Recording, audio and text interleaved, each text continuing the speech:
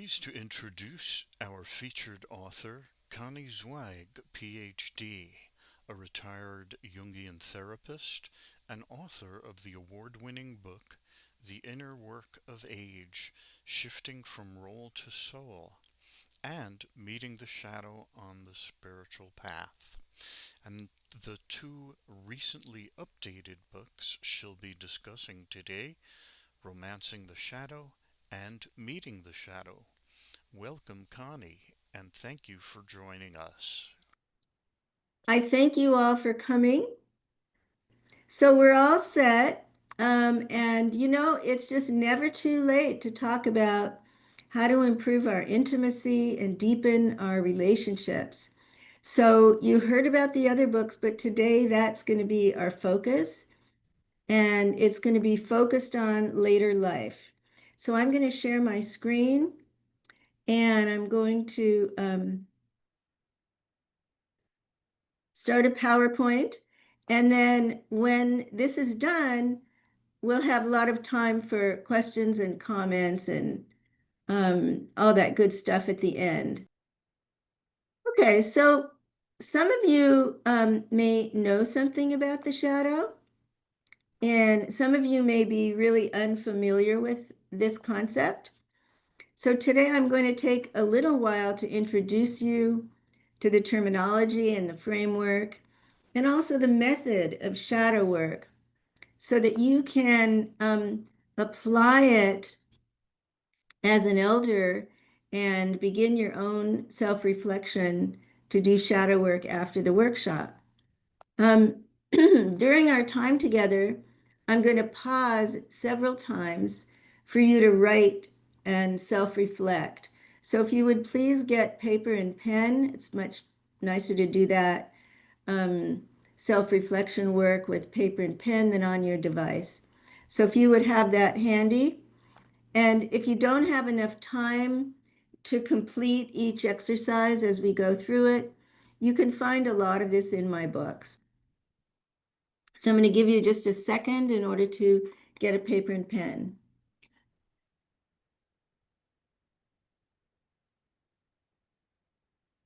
So the first thing really to say about the shadow is that it's slippery. Its nature is to hide. It's elusive. So if you don't follow me the first time through today, I'm going to repeat the process of shadow work a few times. It's not easy to look at a blind spot in our awareness. So be patient with yourself, and hopefully by the end of our time, you'll have a sense of how to continue this at home. So let's begin with a story.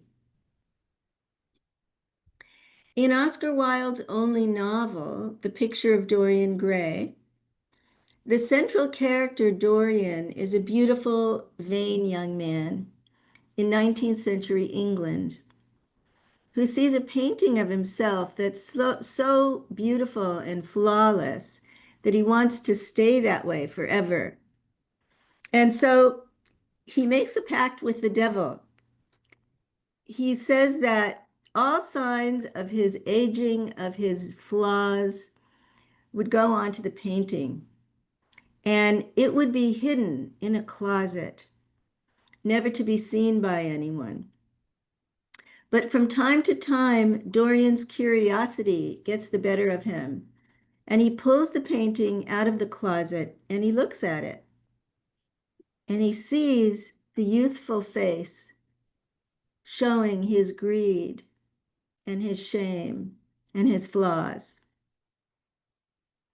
So each of us is in some ways like Dorian Gray. We seek to present a beautiful, innocent face to the world, a kind, courteous demeanor, a youthful, intelligent image. And so we push away those qualities that don't fit the image, that don't enhance our self-esteem, but instead bring us shame. And we shove into the dark cavern of the unconscious those feelings that make us uneasy, like hatred, rage, jealousy, greed, lust. And the behaviors that are deemed wrong by the culture, like addiction, laziness, aggression, dependency. And in this way, we create shadow content. And like Dorian's painting, these qualities ultimately take on a life of their own, forming an invisible twin that lives just behind our life or just beside it, but as distinct from the one we know as a stranger. This stranger, known as the shadow, is us, yet it's not us. It's hidden from our awareness. It's not part of our conscious self-image. And so it seems to appear abruptly, out of nowhere, in a range of behaviors like off-color jokes, abusive behaviors, criticism, addiction. And when it appears, it feels like an unwanted visitor, leaving us ashamed. So take a moment and reflect on these questions. When you hear the word shadow, what are your first associations? Don't let your mind edit this. Just quickly jot down your first thoughts.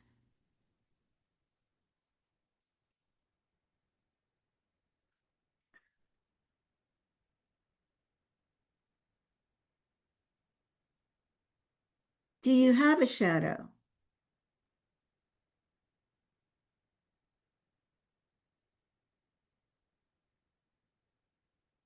And what will happen if someone sees it?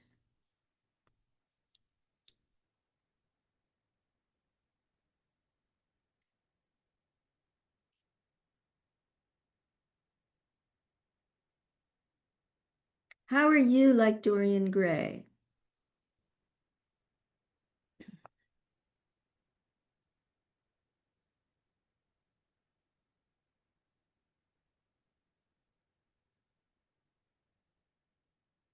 So, personal shadow is a term coined by Carl Jung to refer to the personal unconscious. And it develops in each of us as children as we identify with socially acceptable traits like generosity or kindness or caregiving to find love and acceptance from adults. And in this way, we form a conscious ego and we banish other traits like rudeness or stinginess or self-centeredness into the unconscious shadow. So the ego and the shadow develop in tandem in a very natural, inevitable way. If our sadness is shamed, it's exiled into the shadow. If our anger is punished, it's banished too.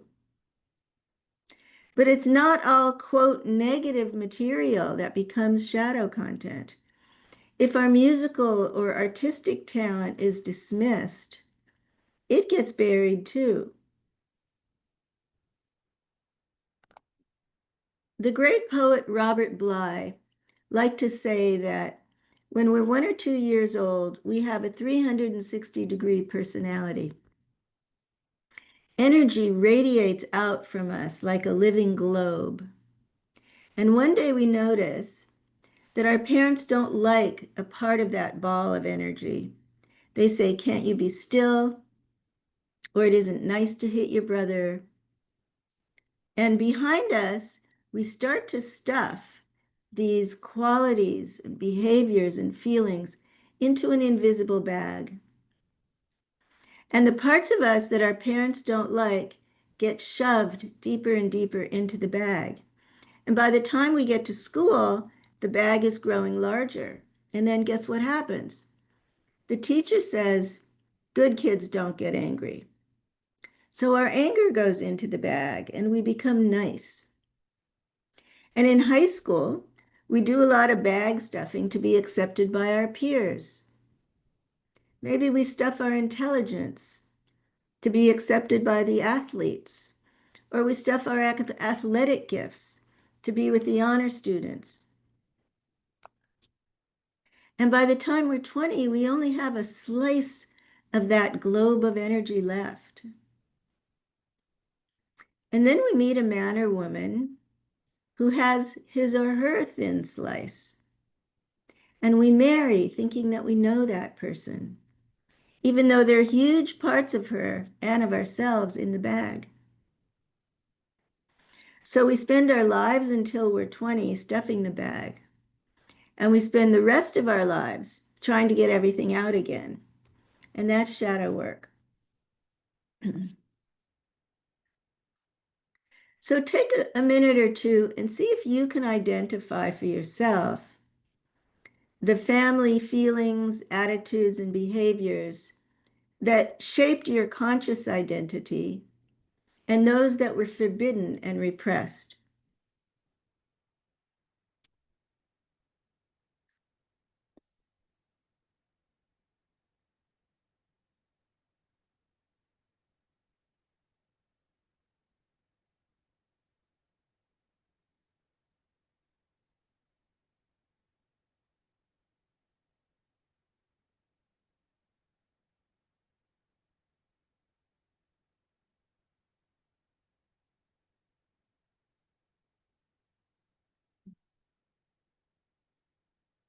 And who was giving you those messages that resulted in shadow making? Parents, grandparents, aunts, uncles, teachers, clergy people. Who else?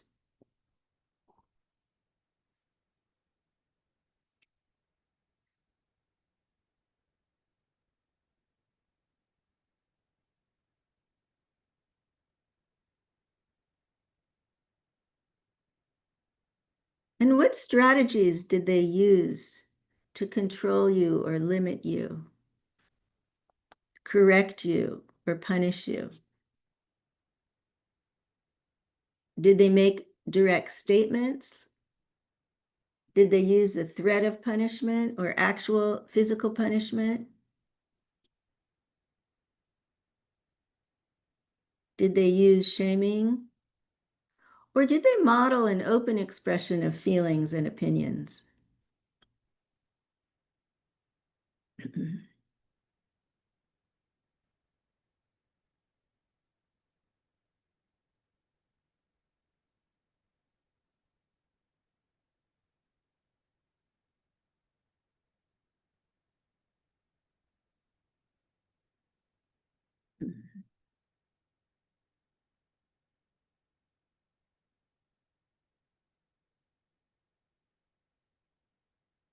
So the shadow is formed through repression, unknowingly stuffing these unacceptable, forbidden, taboo feelings and behaviors into the unconscious, where they build charge and they erupt later in our lives.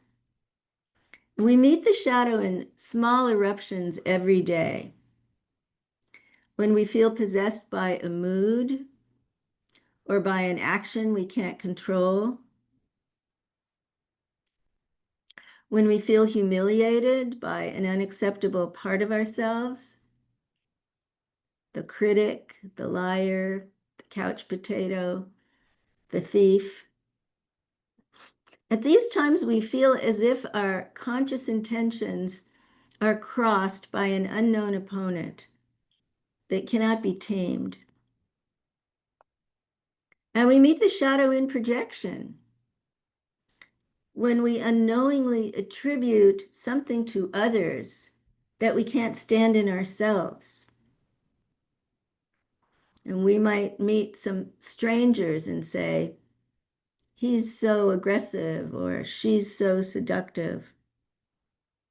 She's too old to wear that, or he's too old to do that. And so we meet our own shadows in the projection, in the emotional reaction to other people. And also, we see in our dreams that a part of us may act out in ways we never would in the waking state.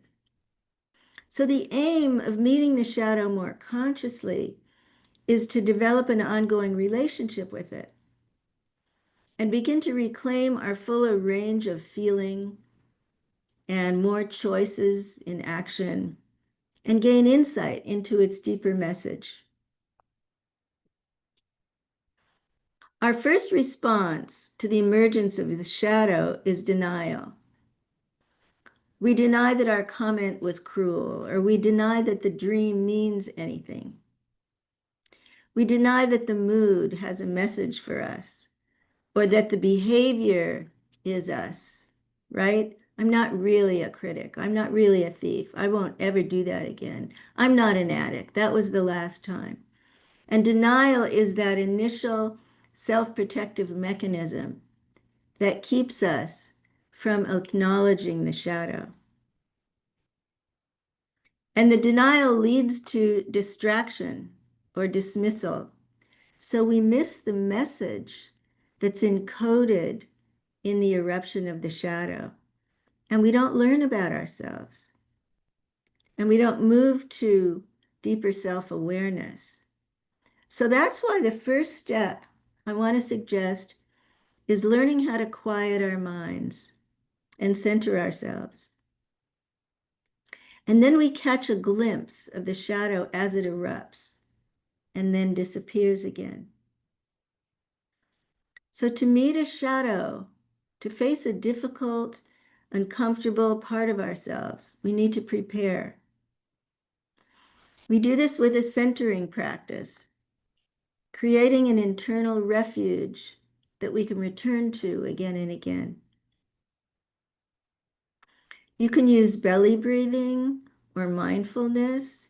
You can use a mantra or a prayer. But the idea is to quiet your mind and quiet your body as you begin to practice self-observation. And if you're just beginning this, you'll start to notice how noisy your mind is and how active your body is with that mental noise. And so as you learn to calm your body-mind, you can begin to shift your attention from all that noisy distraction to your unconscious process. And when you're triggered, you can ask yourself, is that my shadow? And you can begin to do self-observation that way.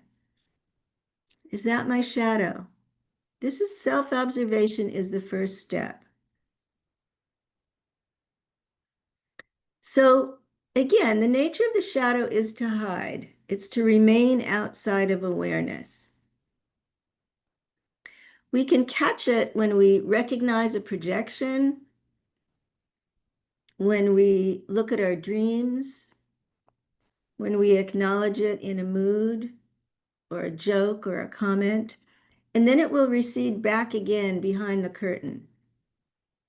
And with patience, we invite it out into the light. And this process of shedding light on the darkness, forgetting and remembering it again, is the nature of shadow work. And eventually we learn to create a conscious relationship with our shadow and reduce its power to sabotage us.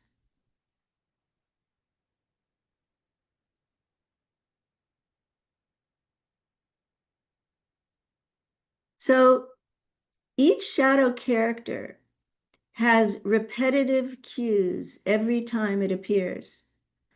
And I was just astonished when I discovered this while I was writing Romancing the Shadow. And I was very attuned to my clients.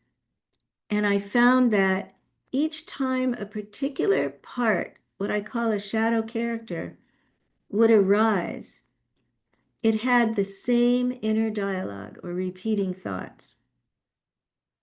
It had the same feelings and the same physical sensations.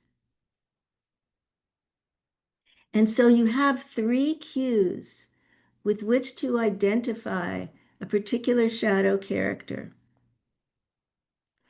Maybe the repetitive thought is, I'll never succeed, or I need to get high, I'll do it tomorrow, right? Whatever it is, each particular shadow has a particular thought pattern and feeling pattern. Maybe it's fear or guilt or sadness or abandonment or anger. And the bodily sensations are the same. Tight abdomen, tight shoulders, closing throat, queasy belly. And you imagine that these thoughts, feelings, and sensations are an inner figure with these three dimensions. We call this personification. So as you personify it, who is it? Is it a male or female? What is the age of this shadow character? If it's an inner child, how old is it? If it's an adolescent, how old is it? If it's an older adult, what's its gender? And then give it a name and give it an image. So then you have a particular character out of this vast, amorphous, unbounded shadow. You have a particular figure that you can work with: the procrastinator, the abandoned child, the fraud, the loser, the critic, the workaholic, the doer. And when you get the image of it, you can always remember that when the three cues come up and you recognize, okay, I'm in those repeating thoughts, and then you can see the shadow character. And the next step is to address it out loud, because the idea here is we want to separate from it. You've probably noticed when you're really taken over by a thought or a feeling, you feel like it's you. It's coloring everything. But when you address it, you objectify it. You begin to separate from it, and you recognize this is not who you are. This is a part, a shadow character, right? It is us, yet it's not us. So it's not your spiritual identity. It's not your higher self, or whatever you call that. It's a shadow character, and you begin to separate from it. Okay, so let's use this well-known figure of the needy or abandoned inner child, which all of us have, just to go through the steps with you. You may not think about your childhood anymore, but the inner child is always with us. Like when a spouse becomes more dependent in later life and the other person remains independent, the partner who is ill or less able may feel abandoned and unloved when the independent partner goes out with friends. That's the inner child wounds. The independent partner may feel controlled or guilty for his wishes or behaviors, and that could be the inner child in him. So this shadow can also be triggered with an adult child. The parent needs caregiving, time, and attention, but the adult child has to focus on career. The parent feels unseen and unimportant, and the other one feels controlled and overwhelmed. And both of them are unaware that their inner child is being triggered. So this figure has vast influence over the quality of our lives, our self-esteem or our self-hate, our capacity to feel, our incapacity to feel, our sense of safety or anxiety, our sense of acceptance or rejection, being seen or being invisible, which is such a huge issue around aging. And because our parents were not ideally parented, it's likely that they passed on their family shadows. So let's focus here for a minute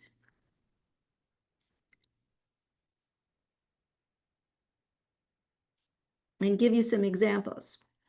So let's say A father judges and condemns his sons as weak, or a mother shames and criticizes her daughter's body. And the children internalize the parents' voices, and then they start to treat themselves in the same way, pushing the innocent child into the shadow, where it carries feelings of anxiety, loneliness, helplessness, grief. And as adults, when we become attached to someone, we're unaware that the needy child still lives in our shadows. But it can be triggered at the slightest hint of abandonment or anger by our partner. We blame them, unaware that the wound is within us. And as elders, whether we have conflict with a partner or a friend, an adult child or a grandchild, we may forget that our own inner child is still there, sad or angry, needy or neglected. So as you do shadow work with this inner figure, choose any relationship that you want and see if you can detect this figure at play. Start with quieting your mind, relaxing your body, and centering yourself.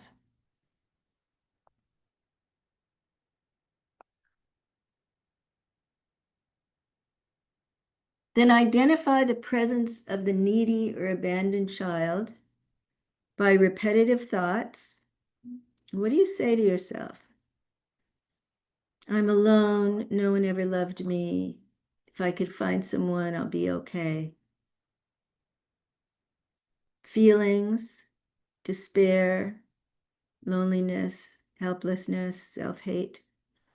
Bodily sensations, tightness, emptiness. And when you recognize one of these cues, do your centering practice and observe your internal experience. Give the shadow character an image and a name. The orphan, the lonely one, the abandoned child. And then address it out loud so that you can recognize that this is not who you are. So I might say, little Connie, I hear you. I see that you're feeling neglected right now. And I know that's not who I am. And I know I can be there for you in this moment, the way that your parents weren't.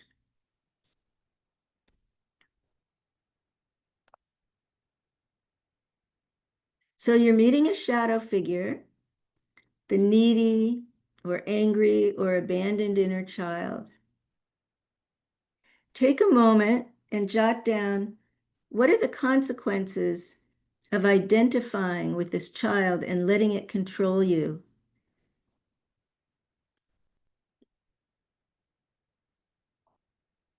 How do you feel about yourself as you obey this inner child? And how do you feel about others?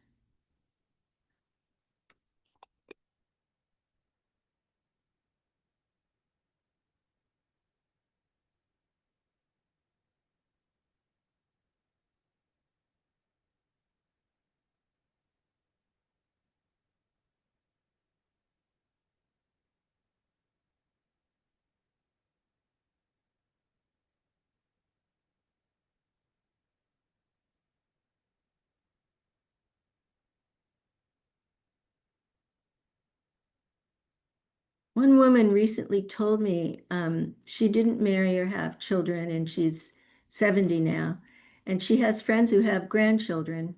And she told me that when she's around these little kids, she feels a lot of envy for how indulged they are and how cherished they are, because she didn't get that all those many years ago. So our inner child is alive and well in us, and it can be triggered or it can emerge by anything at any stage of life. So the next stage is in trying to uncover the origins of the shadow character. You trace it back to an earlier time when you had the same thoughts, feelings, and sensations. Maybe it was when you first met your partner, or you were in college or high school. Did you experience or observe emotional or physical abandonment? And what are the valid needs of this inner figure in later life? How can you meet some of the needs of your inner child?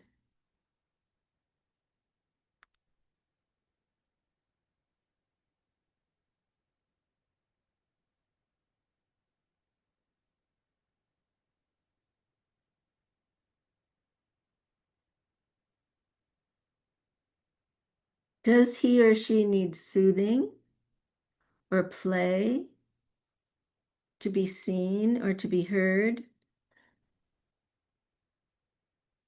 And how can you, with your resources now after a long life, meet some of those needs of your own inner child?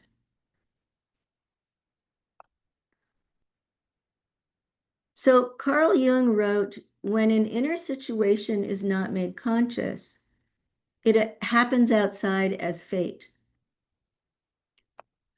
And fate can mean that it appears in the lives of our children, in the lives of our children's children. So let's take a moment and talk about the transmission of intergenerational shadow in the formation of the inner child. When unconscious feelings and attitudes are passed on from grandparents to parents to kids, the elders' hidden shadow issues are absorbed by vulnerable young minds and bodies. Like little sponges, the kids pick up hatreds, biases, depressions, fears, even if they're never mentioned aloud. So if a grandfather dismissed his young son when he spoke up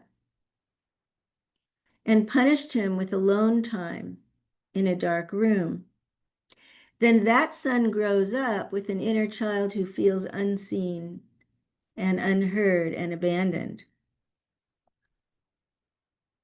And when that man becomes an adult and has a child and has a son, his inner child still has valid needs.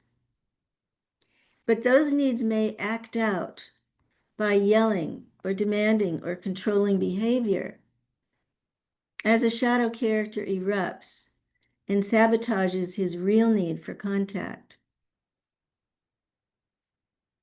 So those of us who are grandparents now can become aware that we can still transmit shadow to future generations.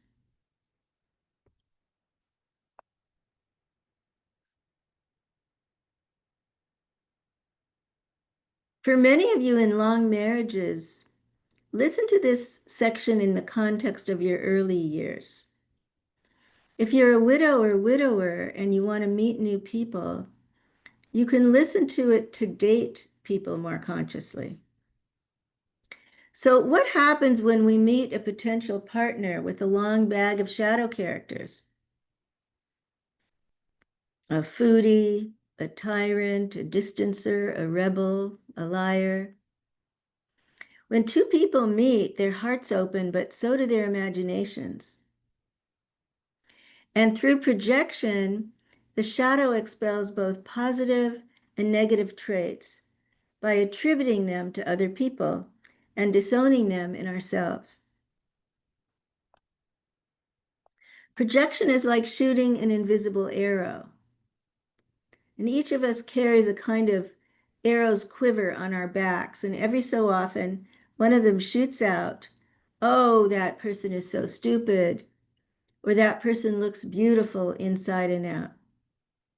We say something nasty or we fall in love. And in dating, this can happen instantly on a first date.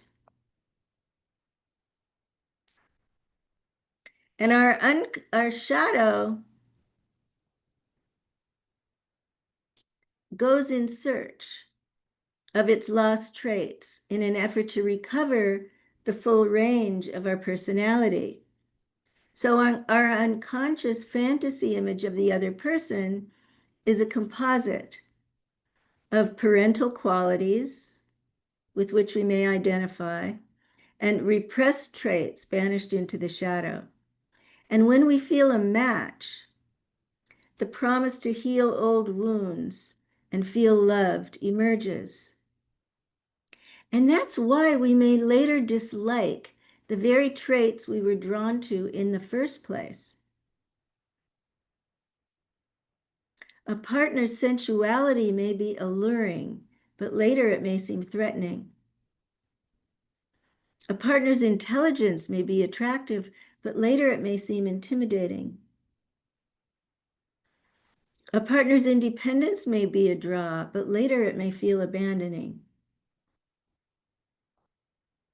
So a central part of shadow work is reclaiming our projections, taking back into ourselves whatever we give away to others in this unconscious process. So take a couple of moments and reflect on these questions. What traits does your partner carry for you that create the unconscious attraction?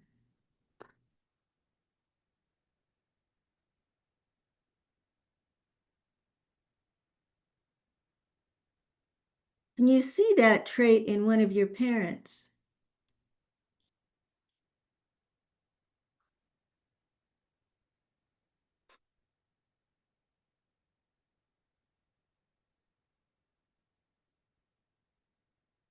And how is your dynamic with a parent being repeated? Or how's your parents' marriage being repeated in yours?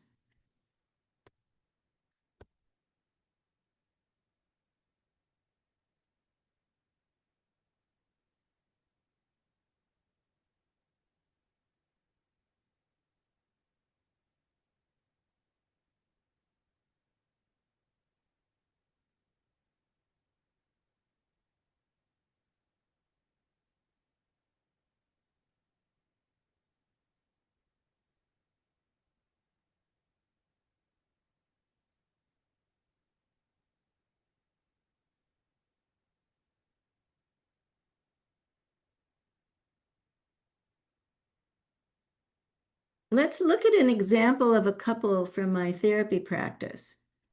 But you can apply this to any relationship at any age. It applies in later life when one spouse retires before the other one, or when one is more independent than the other, and their physical or emotional needs begin to differ. So this couple met in their 60s after he was divorced and she was never married. And they met at a dinner party and they met their shadows in the relationship dynamic. Joel, a 62-year-old screenwriter, was divorced by his wife after a 20-year marriage. Accustomed to intimacy and emotional support, he was surprised by his attraction to Ellen, who was a stockbroker and thrived in her autonomy. And during their first 6 months of dating, he pulled her in and she pushed him away. He didn't want to face his separateness or develop his independence. He tried to feel safe through fusing with her, and she clung to her habitual separateness, judging his dependency needs as unacceptable. So he felt he could never get enough love from Ellen, and she felt smothered until a destructive part of her critically lashed out at him. With shadow work, they discovered their unconscious characters, the pursuer and the distancer. Consciously, Joel wanted more closeness, but in his shadow, he was drawn to her independence, which he had never developed. That's what I mean by the shadow is drawn to our missing parts. Ellen wanted her autonomy, but in her shadow, she was drawn to Joel's capacity for intimacy, which she had never experienced. So I worked with Joel first to find a sense of security in himself. And we trace the origins of the pursuer to a fear of abandonment as a neglected child. He learned meditation and how to quiet his mind, and he began to trust that he could nurture himself. And slowly, he no longer panicked when he felt alone, as he reclaimed the abandoned inner child, and then he could stop blaming her for feeling hurt.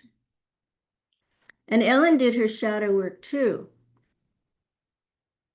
When she was emotionally overwhelmed by his needs, she would retreat into herself and tell him, "You're too needy for me. Go take care of yourself."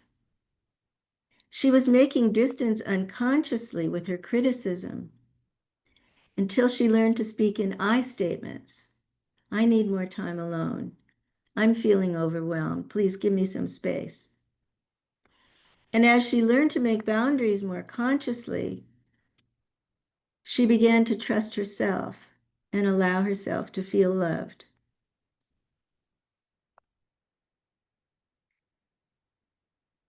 Just as Joel learned to observe his rejection of distance, she learned to observe her rejection of love. And they both, over the next few years, learned to bring more of themselves into conscious awareness and into their relationship. So, who is the shadow character who sabotages your intimacy?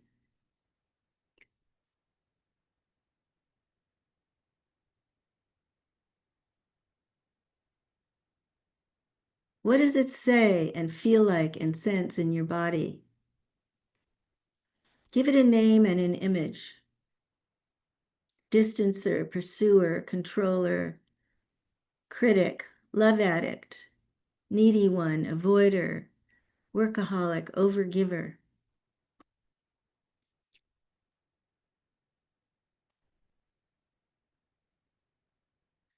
When does the fear of losing yourself lead you to be distant or withdrawn? And when does the fear of abandonment cause you to chase or pursue the other person?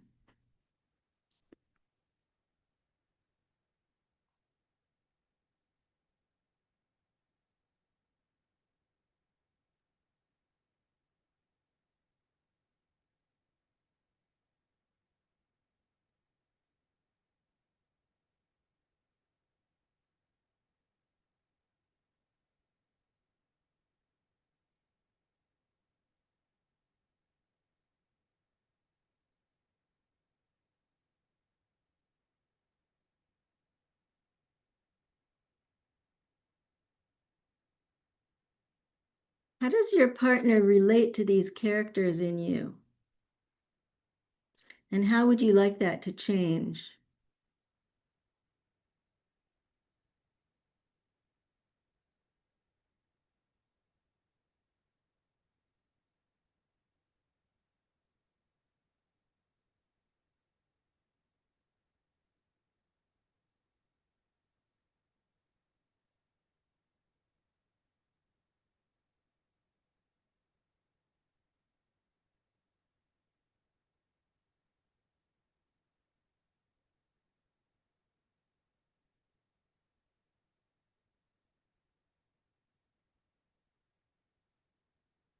Who lives in your partner's shadow?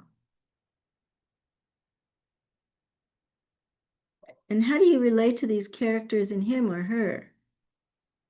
Do you discourage their expression when they don't fit your image of your partner?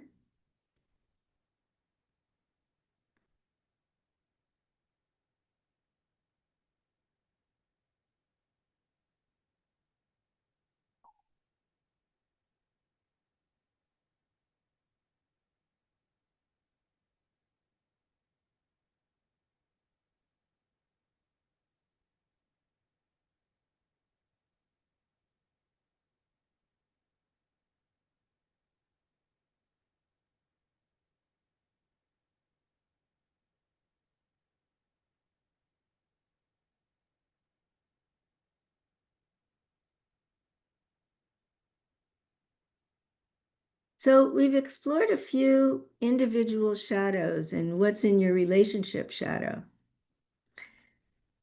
We can move toward a shadow marriage in which the partners vow to accept and honor the full entourage of a partner's inner world.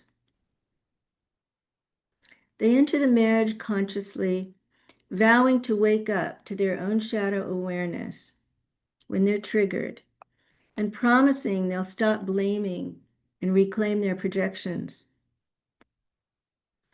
This is a marriage in which all parts of ourselves are welcome, and all parts of our partners are seen as mirrors. It's a marriage in which our development is primary. It's not easy, but it's deeply gratifying and authentic.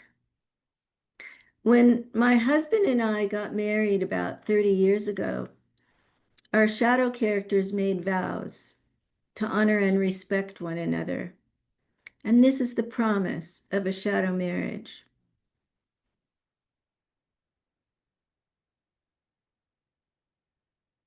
Let's go back for a moment to individual shadow work in later life and use retirement as another example because it's an obvious transition when our work roles and identities fall away. With retirement, most people make a shift in identity away from work towards service, hobbies, creativity, or leisure. And some roles include opportunities to explore new parts of ourselves and live out those unlived qualities that were buried in the shadow.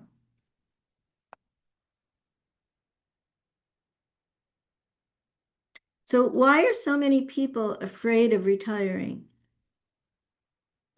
Our own inner obstacles, our unconscious identification with youth, which I call the inner ageist, our identification with success and doing, which I call the doer, are the guardians at the gate of retirement that keep us from crossing over. My client George, at 73, continued to manage daily operations of his insurance firm. He was bone tired and he was missing time with his grandkids, but he didn't want to retire. And when asked why, he told me both his grandfather and his father became useless in retirement. Grandpa watched TV all day, and when Dad quit his job, he did nothing but play bridge and eat. And they both seemed sad and useless. So I don't want to be like that. Eventually, George came to see that the men in his family were negative role models for retirement. And he had embodied this unconscious image of his grandfather in a rocker watching TV. So he was unable to switch gears and move toward letting go because he believed people in retirement were useless. When men are no longer providers, who are we? He asked. George came to understand that a shadow character was defending him against feeling useless by continuing to push him at work. By unknowingly relying on this strategy, he was failing to let go and find a new rhythm and explore the dreams he had left behind. As he did shadow work with the useless retiree, he made time to help his grandchildren learn to read. On a whim, he enrolled in a watercolor class and became captivated. And when it was clear that his vice president could replace him, he retired, and the useless retiree shadow receded.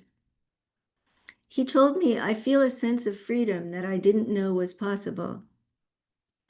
When I'm painting, it's as if I'm doing something I've always wanted to do.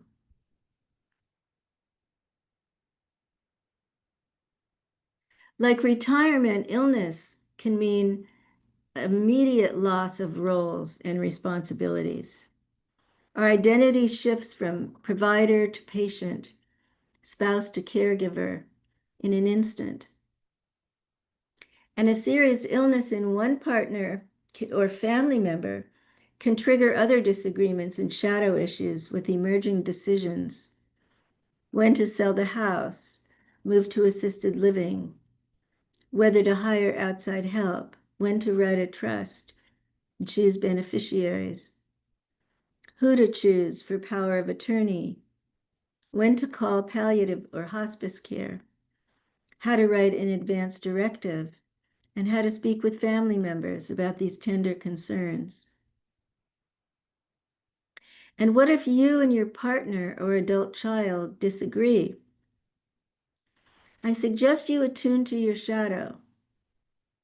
Who is hiding in your position? Is it a controller who secretly feels out of control?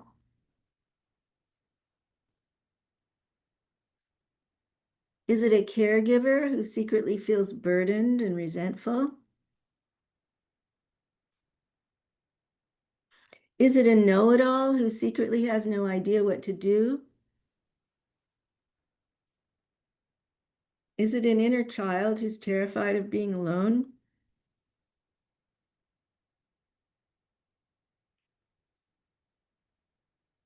In the inner work of age, in the chapter on illness, I describe how to use shadow work in some of these circumstances and my own experience as a caregiver to a dying friend.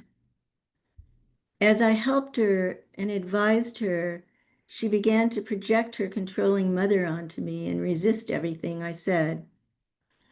When we explored her projection, she could acknowledge it, and we shifted out of our unconscious roles of patient and caregiver and opened to see one another more deeply, soul to soul.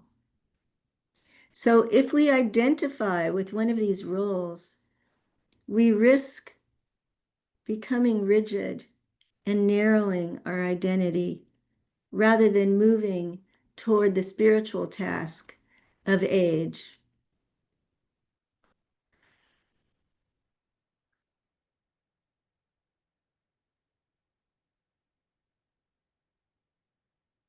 Illness calls in new gods, new archetypes, and it ushers out the old.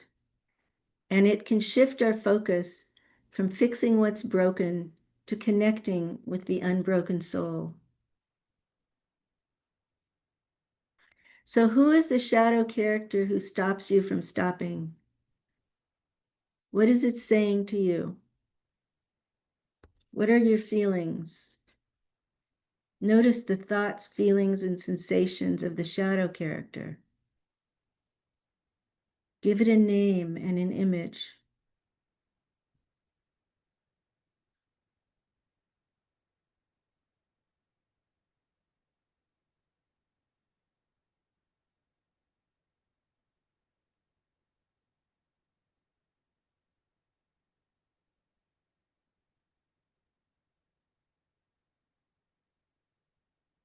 Jot down the consequences of buying into this doer, driver, perfectionist, provider, caregiver.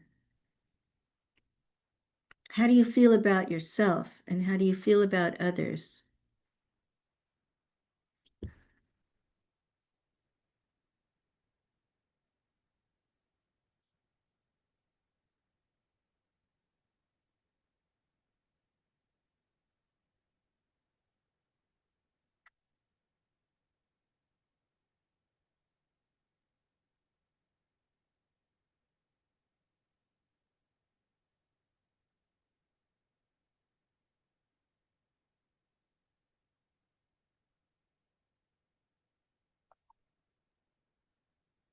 So, as we do shadow work, as we explore the inner work of age, and we explore the inner obstacles that keep us stuck, we can move more consciously toward life completion.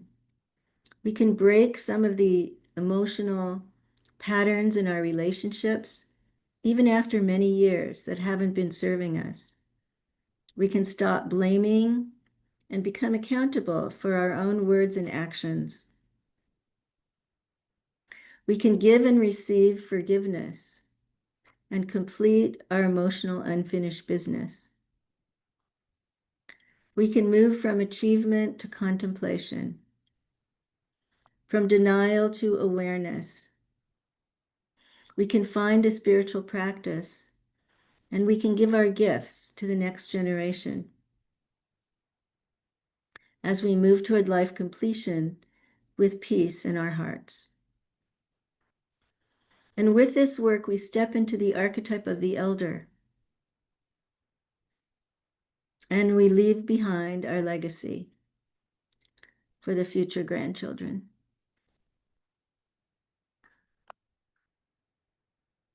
So each of these books is about shadow work. Meeting the Shadow has just been reissued as a new edition with new writing in it to bring it up to date. It's a collection of 65 different essays by renowned thought leaders who you'll recognize in every aspect of the shadow, from families to the body and health to politics, workplace, creativity, very wide-ranging, beautiful, profound essays about the shadow. Romancing the Shadow is an authored book that has also just been reissued. It's got a new cover and a new foreword and some new writing of mine.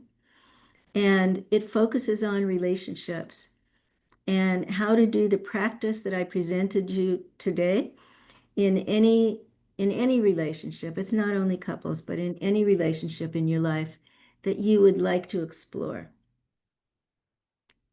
And the inner work of age, shifting from role to soul, extends shadow work into midlife and beyond for people who would like to explore aging as a spiritual practice, inner work as it comes up in our 50s, 60s, 70s, 80s. Actually, I've been hearing from people in their 90s now who are reading it. And it has all of the themes about aging as well as practices in every chapter to do shadow work and to do spiritual contemplation practices in each chapter. So the purpose of that book is really to become an elder as you make the transition and shifting your own identity from role or what you do to soul, who you really are. Okay, I'm going to stop the share, and I'm so glad we have a whole half hour together. For comments, questions, insights, did anybody discover anything that you didn't know before about yourself? There's so few of us. You're I welcome to have just. a few questions sent to, should be directly to you. One is the shadow character you're identifying in one of the earlier exercises a version of you from the past, say childhood, or is it a parent, family member, teacher, or some kind of authority? Okay. The shadow character is a part of us. It's a part of our psyches. It's not my mother, right? It's my mother in me. So it in psychology, we sometimes call it an introject. We internalize, let's say, my mother's voice, and then I hear it as I go through the lifespan, right? Telling me positive and negative things.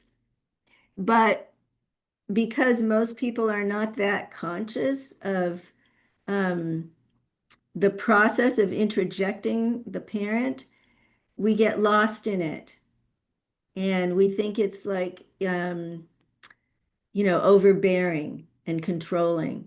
But actually, what's happening is we've just carried this internal message with us that we got early in life. So I really encourage people not to name their shadow characters mother or father or Molly or Bill, right?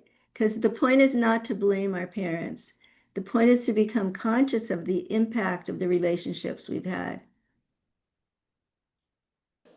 I'm asked, let's see, I have a couple questions. So I work with intuitive visioning is sort of my field. And so I'm curious as to how much attention you would pay, Connie, to a visioning that came in meditation, dreams, all of that esoteric world, maybe, versus like how much attention do you pay to that and move toward that when those types of signs and signals come in? Or do you work with the more psychological aspect, or is there a balance that you find is useful? Well, that's a great question, Sarah. I think it's really individual again because they're highly intuitive people. Let's say they're really visual.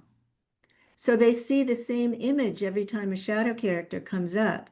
They're not hearing the voice or feeling the feelings, right? They're seeing an image or a symbol. So that can be a cue. Or people who are very connected to the imagination or have psychic abilities. That can be an avenue into the unconscious, or you might say into the metaphysical realm. So I think there's a kind of a fine line around what's the imagination. When I teach creativity in the shadow, I call it the creative unconscious because it's the source for all of these archetypes and images and wishes and dreams and symbols and stories, right? It's the same, the collective unconscious is the same source. So, yes. Yes. Okay, so Anne Marie can't find the raised hand. And I'm going to come back to you in 1 minute, Deborah. So, Anne Marie, since the session's about relationships, how do people engaged at different levels relate to one another if they're not matched on awareness? Okay, so I often have couples tell me one person is willing to read the book or go to therapy and do the work and the other one isn't. And what do we, what can we do about that? And it's very tricky because I've seen in my experience when one person becomes conscious of something and starts to be more accountable for projections, let's say, or for communication style, and stops blaming, the other person will notice. It doesn't happen in a vacuum.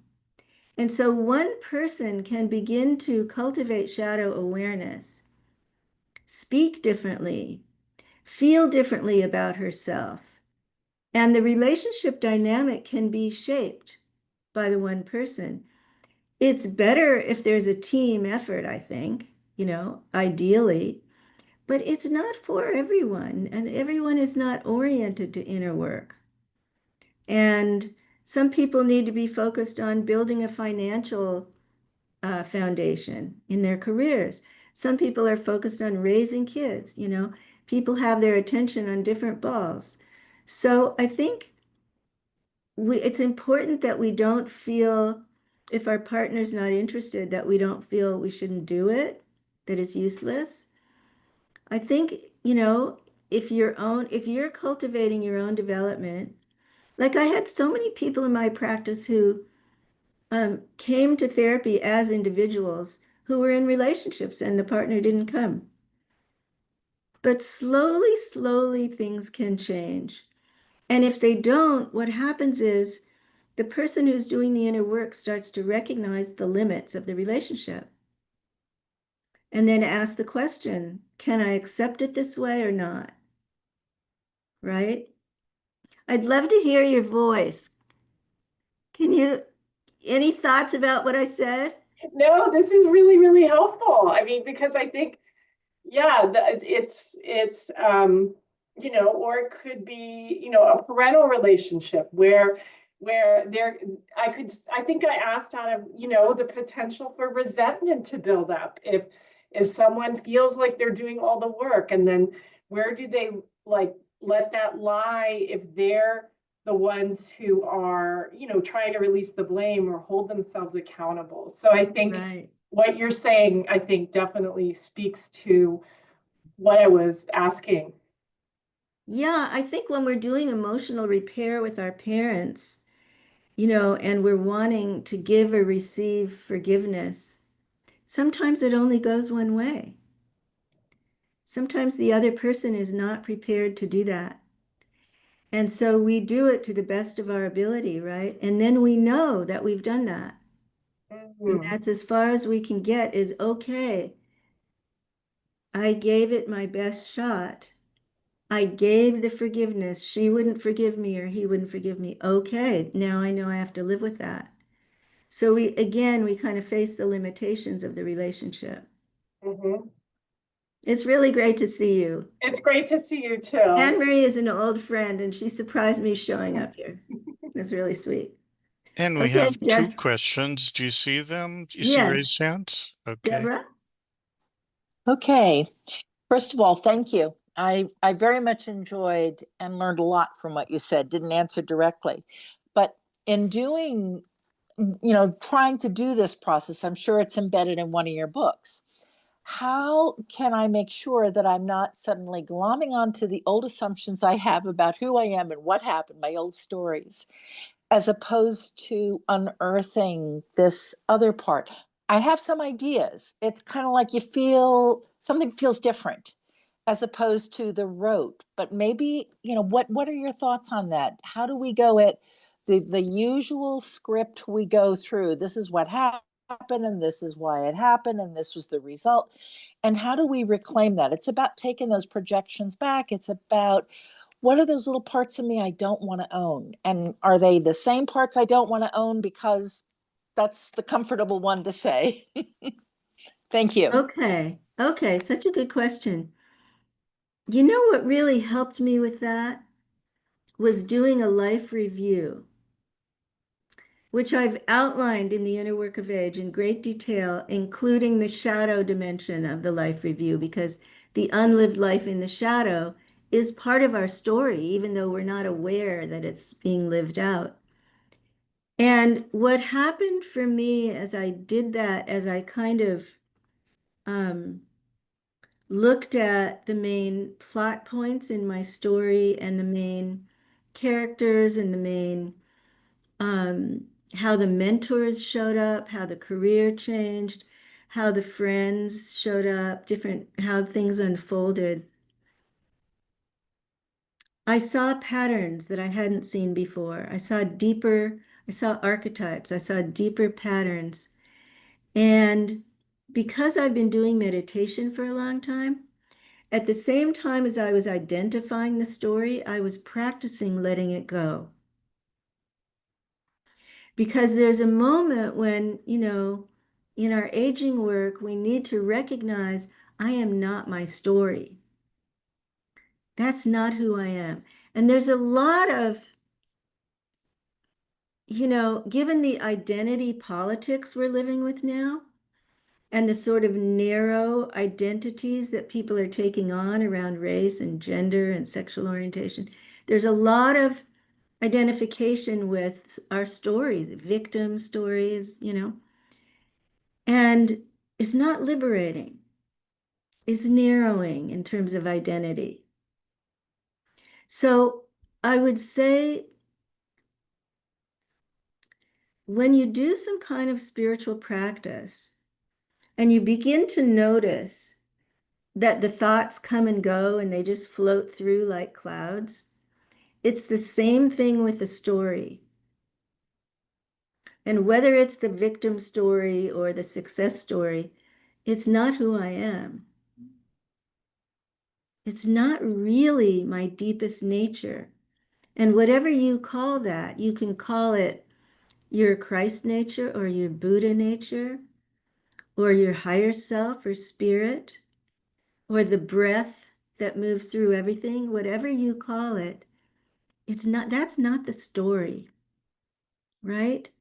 So this takes a lot of practice. And it's what I meant by shifting from role to soul, Deborah. That's exactly what I meant. And it's about a lot of letting go of a lot of the roles so that we can find that deeper identity underneath them. That was a long spiel. I hope it was helpful. Oh, it was helpful. Saying life review went, oh, right, of course, come back, look at the stories in a Yes, dispassionate way so that I can see where the repetitive components are and don't embrace them with the family's emotion or lack thereof. that's right. That's You right. know, a But weave it, storyteller. but Hmm. weave it to completion. Yeah, I like that. Weave it That together helps. and then release it. Yeah. Yep. Yep. Okay, great. Thank Thank you. you. Sarah? Thank you. Um, with really big wounds like generational abuse, family generational abuse for multiple generations, like sex abuse or physical abuse. Um, what would you suggest for the person that sort of not a therapist, not just as a family member, a conscious family member trying to assist people on their paths dealing with this? Does anything come to mind that, like, just like proceed gently, be, what would you say is the most important thing to Are think you about? asking as a therapist? No, no, I'm You're asking as asking a family member. as a family member. Um, there's so much trauma work available now, and there are different orientations to it. And, I would say they're not all the methodologies are not all right for all families, right?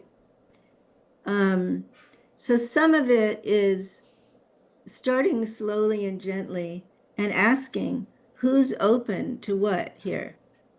Who wants to have a conversation about what happened? And who doesn't? Who's got boundaries up and doesn't want to do it, right? And um, and you can say, some of this is because you're working on your own healing and recovery, and some of it is because you want to break the pattern. I don't know if you're a parent or a grandparent, but some of it is because, you want to stop it now. So, and that can motivate people. And you can also start with, I'm not here to make anyone wrong. I'm not here to blame. That's not what this is about. My intention is more um, honesty and authenticity in our family communication. Because right now, it's compartmentalized. There's Yeah, all this material that's just blocked off.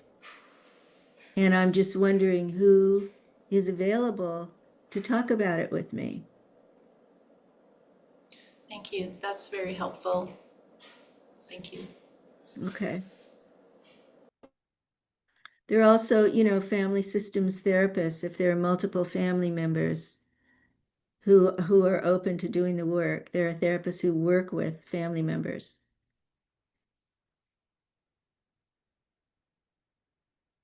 And there's all kinds of trauma. I mean, there's Holocaust survivor families from many generations, genocide survivors, sexual trauma survivors, racism survivors, and it just goes through the generations and it just doesn't stop until somebody kind of says, okay, this is the moment.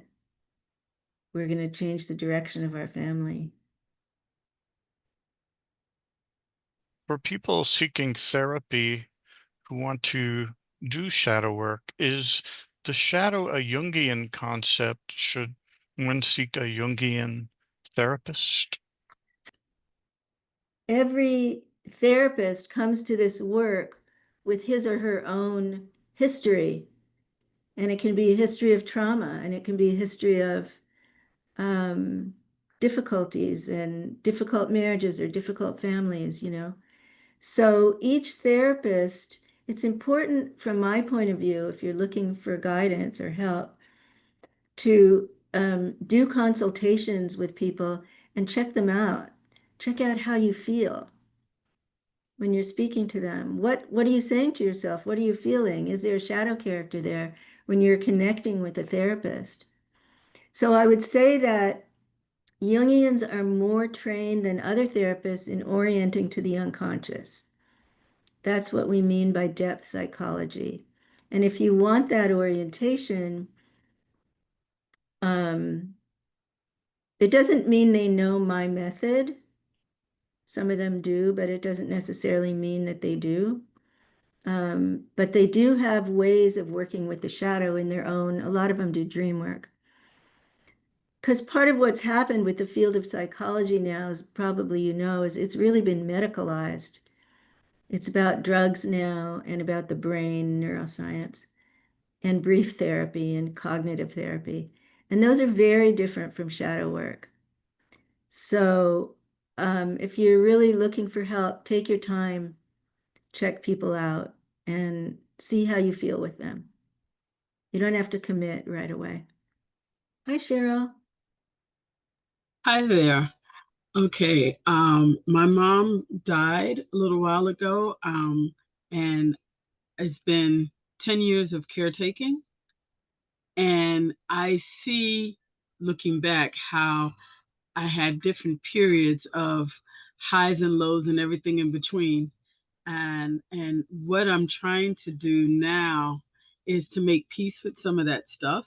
Okay, over the 10 years, watching my mom go down, as well as I gave up my career and a bunch of different things in 10 years. I thought it was going to be 3. The doctor said 2 to 3, and it was 10.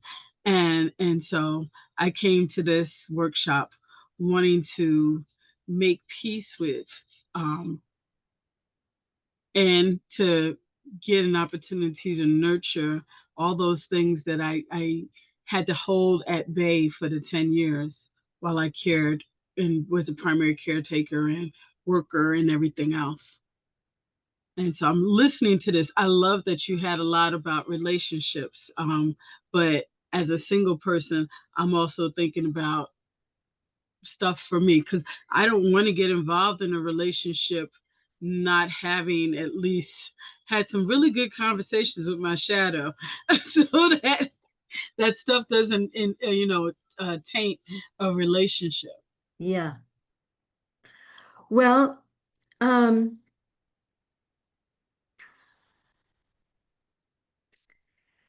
it sounds like you gave up a lot to love your mom Mm-hmm.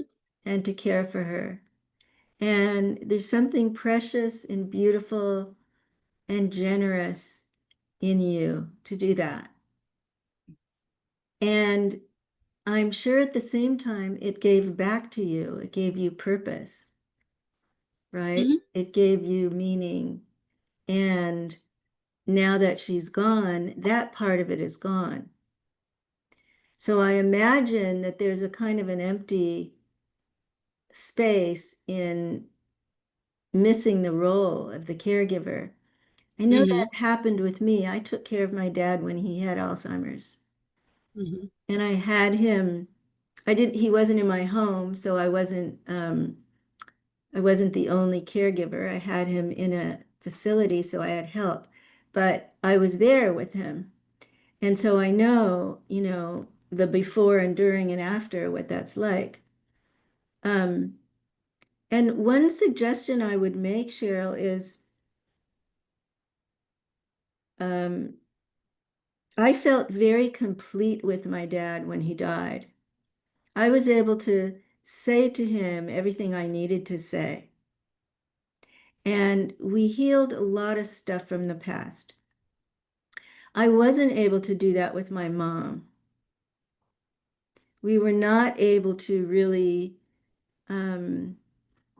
clear the past, make amends. She died suddenly, and we didn't have a process to do that. So, you know what I did? I started writing her letters after she died. And whenever I would feel the impulse to talk with her, I'd write her a letter. And Sarah, from one point of view, maybe I was really connecting with her, right? On another plane. That's how it felt to me. But Cheryl, what I was doing was this exercise of clearing my psyche from the leftover emotional residue that I didn't get to clear with her directly. And you know what? The psyche doesn't know the difference. It doesn't know whether you're speaking to your mom actually or whether you're writing it in a letter. It just knows that those impulses from the shadow are being expressed rather than stuffed. They're being released. So that's one recommendation I would make, is to kind of write on a regular basis until you feel something lift. Like I had this moment where I felt a shift. Okay, I don't need to tell her anymore right now. And it was really helpful for me in the grieving process. Yeah. Thank you. So, yeah, I hope that you can find your way back to a meaningful career path and to Oh yeah, purpose. I have two jobs. But I know I'm in the process of making a switch, and I'm in the process of I'm in the home that I grew up in, and it's nice, and I'm glad that I was here for all of this time. But I have no plans to stay here forever. I have a house in Savannah with all of my furniture I want to reacquaint myself with. And so, life is going to move on. I just want to make sure to do my part as I'm consciously able to address and heal enough and let go enough so that I can be ready for whatever's coming. That sounds beautiful. I would encourage you when you're ready to leave that house and let it go. Mm-hmm. Yeah. Mm-hmm. Because the house is, in a dream, a symbol of the house is the psyche. It's the container we live in. Mm-hmm. And you do want to move on from your mom's Mm-hmm. It's container. her container, right? Yeah, right. Okay, so it's 4:30 here. Yes, thank you so much, Connie. Thank This Thank you was for you. having me. really profound. Really. It's such deep work. Thank you for having Um, me. we